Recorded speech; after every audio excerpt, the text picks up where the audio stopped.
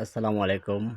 দেখতে পাচ্ছেন সৌদি আরবের বয়স্ক কম বয়সীরা ফুটবল খেলতে আছে।